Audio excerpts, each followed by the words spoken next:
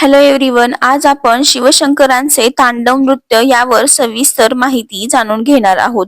तांडव नृत्य म्हणजे काय, तर तांडव हे शिवांचे शक्तिशाली नृत्य आहे.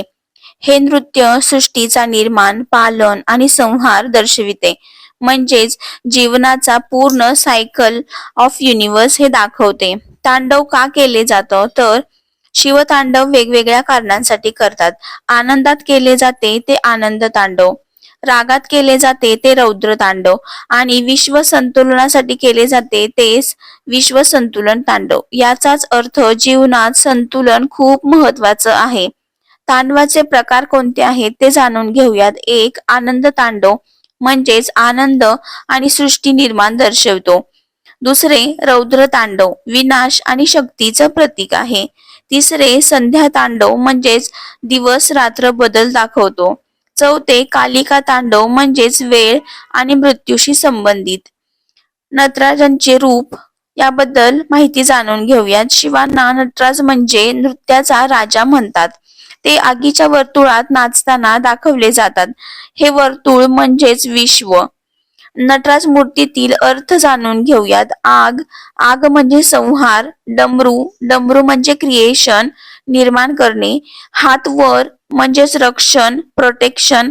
पायाखाली राक्षस म्हणजेच ज्ञानाने अज्ञानावर विजय मिळतो. यामागची एक प्रसिद्ध कथा जाणून घेऊयात. देवी सतीच्या मृत्यूनंतर शिव खूप रागावले. त्यांनी भयंकर रौद्र तांडव केले. त्यामुळे संपूर्ण सृष्टी हादरली.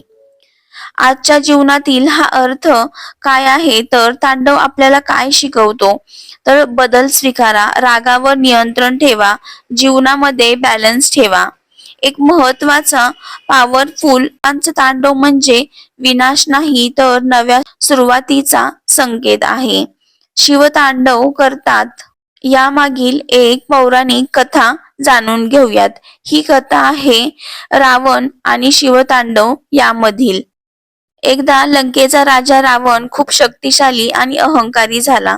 त्याने कैलास पर्वतावर कैलास पर्वत हे शिवांचं निवासस्थान उचलण्याचा प्रयत्न केला. तेव्हा भगवान शिवानी फक्त पायाचा अंगठा दाबला आणि रावण पर्वताखाली अडकला. रावणाचा बदल झालेला असा की वेदना सहन करताना रावणाने शिवांची स्तुती करण्यास सुरुवात केली. त्याने शिवतांडव स्तोत्र तयार केले. त्याची भक्ती पाहून शिव खूप प्रसन्न झाले आणि त्यांनी त्याला माफ केले. या कथेतून आपल्याला काय शिकवण मिळते, तर अहंकार शेवटी नाश करतो, पण खरी भक्ती देवापर्यंत नक्कीच पोहोचते. राग, भक्ती आणि कृपा हेच खूप महत्वाचे असते. शिवतांडव स्तोत्र हे जगातील सर्वात शक्तिशाली स्तोत्रापैकी एक आहे. रावणाचा अहंकार तांडवाने तुटला, पण भक्तीने त्याला शिवांची कृपा मिळाली.